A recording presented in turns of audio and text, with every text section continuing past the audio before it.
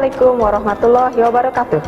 Pada kesempatan kali ini kita akan melakukan praktikum uji makanan. Dan jangan lupa bahwa kita harus sudah menggunakan jas laboratorium dengan rapi. Dan kancing dalam keadaan sudah terkancing semua dan kerah jas sudah rapi.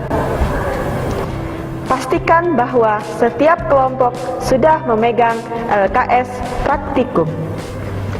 Tujuan praktikum uji makanan kita adalah mengetahui kandungan gizi dari berbagai zat makanan. Baik, mari kita memperkenalkan alat dan bahan pada praktikum uji makanan. Alat dan bahan yang digunakan seperti adanya mortar dan alu,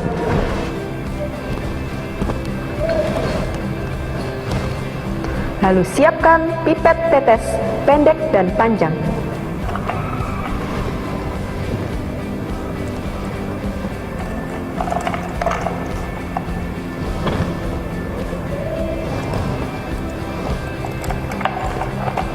Siapkan pula batang pengaduk.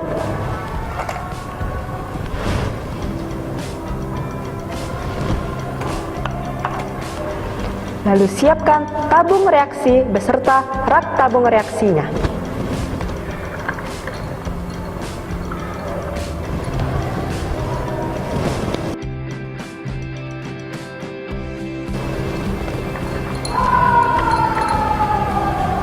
Selanjutnya, siapkan gelas kimia kecil karena untuk tempat meletakkan reagen atau cairan penguji.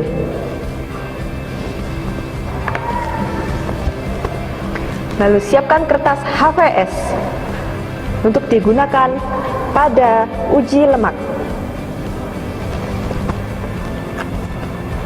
Siapkan pula korek api untuk digunakan pada uji kandungan glukosa.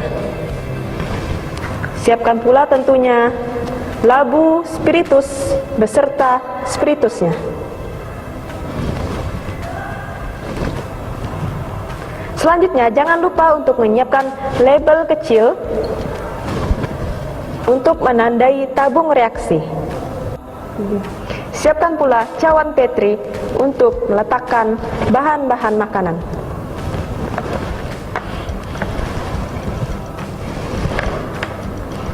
Lalu siapkan penjepit tabung reaksi. Kemudian pisau untuk memotong bahan makanan. Dan terakhir, siapkan plat tetes.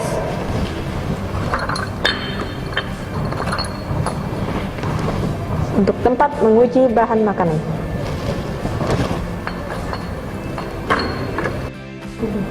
Untuk reagen atau zat penguji makanannya, maka siapkan beberapa zat reagen seperti Lugol untuk uji kandungan karbohidrat pada makanan.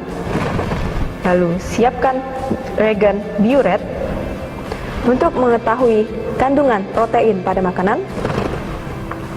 Kemudian siapkan reagen Benedict untuk mengetahui kandungan glukosa pada makanan. Reagen Benedict bisa diganti dengan penggunaan reagen Vehling A ditambah dengan Vehling B. Tetapi penggunaan Benedict lebih disukai karena reaksinya lebih sensitif dan lebih praktis. Terkait uji lemak, maka kita akan mengujinya dengan kertas HVS. Dan terakhir, untuk uji vitamin C, kita menggunakan betadin sebagai pengganti iodin, karena di dalam betadin mengandung iodin. Untuk bahan makanan yang diuji, ada beberapa bahan makanan yang akan kita gunakan, seperti nasi, kemudian telur. Pada telur kita hanya akan menggunakan putih telurnya saja. Lalu minyak goreng. Selanjutnya pada jeruk Pontianak.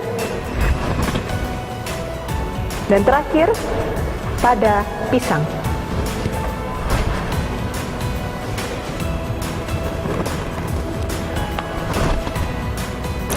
Cara kerja praktikum uji kandungan makanan. Pertama-tama, siapkan nasi dan pisang dengan cara dihaluskan menggunakan lumpang dan alu, lalu dicampurkan dengan aquades secukupnya hingga halus dan didapatkan larutan nasi dan larutan pisang. Selanjutnya, siapkan putih telur dan juga siapkan perasan air jeruk Pontianak. Tuliskan pada label nama-nama bahan makanan untuk ditempelkan pada plat tetes dan pada tabung reaksi. Langkah kedua, masukkan zat makanan atau bahan uji yang sudah disiapkan ke dalam plat tetes secukupnya. Sesuaikan dengan label yang telah ditentukan. Masukkan pula bahan makanan ke dalam tabung reaksi sesuai dengan label yang telah ditentukan sebanyak lebih kurang 2 ml. Ingat bahwa masing-masing bahan makanan mesti menggunakan pipet tetes yang berbeda. Begitu pula untuk regen, mesti menggunakan pipet tetes yang berbeda agar tidak terjadi kontaminasi dan mengganggu hasil pengamatan.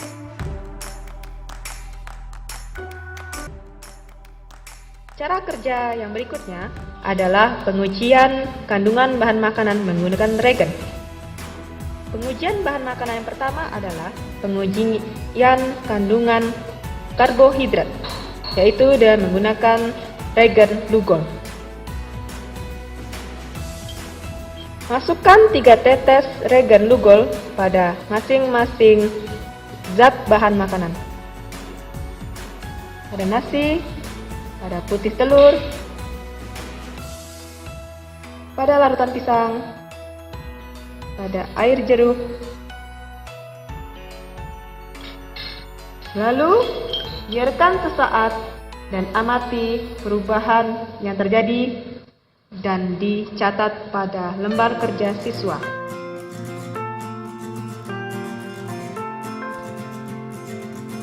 Reaksi positif pada uji karbohidrat adalah dengan larutan akhir berwarna biru tua atau berwarna kehitaman. Uji kandungan makanan yang berikutnya adalah uji kandungan protein, yaitu dengan menggunakan regen biuret. Masukkan 3 tetes regen biuret pada masing-masing bahan makanan, yaitu pada nasi, pada putih telur, pada pisang, dan pada larutan air jeruk. Diamkan beberapa saat dan amati serta catat perubahan yang terjadi. Reaksi positif pada uji protein adalah ditandai dengan larutan akhir berwarna ungu. Uji kandungan selanjutnya adalah uji kandungan vitamin C, yakni dengan menggunakan betadine sebagai pengganti iodin. Teteskan 2 tetes betadine pada zat uji makanan.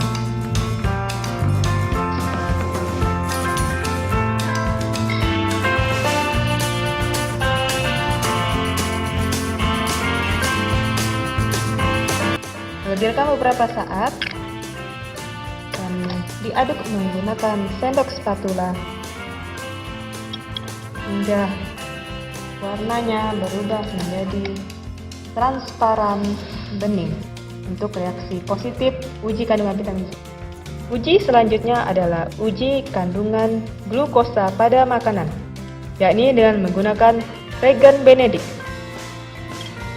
Teteskan 2 tetes regen Benedict pada zat yang akan diuji, misalnya nasi. Kita teteskan 2 tetes Benedict.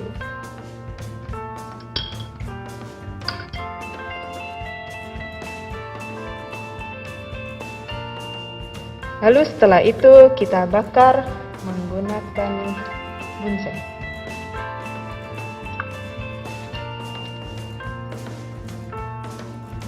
selama lebih kurang 3 menit.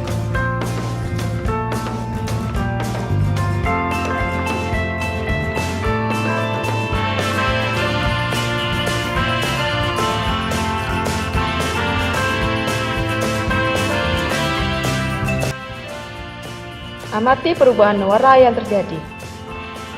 Reaksi positif pada uji genetik ditandai dengan munculnya warna hijau, hijau kekuningan, kuning, oranye, merah, atau merah bata. Lakukan pula langkah ini pada bahan makanan lainnya. Uji selanjutnya adalah uji kandungan lemak pada makanan, yaitu dengan cara meneteskan bahan makanan pada kertas HPS sebanyak 1 hingga 2 tetes. Lalu biarkan kertas selama lebih kurang 10 menit. Tanda positif pada uji ini adalah ditandai dengan adanya transparan yang bersifat permanen pada kertas. Demikian praktikum uji kandungan makanan pada hari ini. Dan jangan lupa kepada siswa untuk membersihkan dan merapikan alat dan bahan seperti sedia kala. Terima kasih.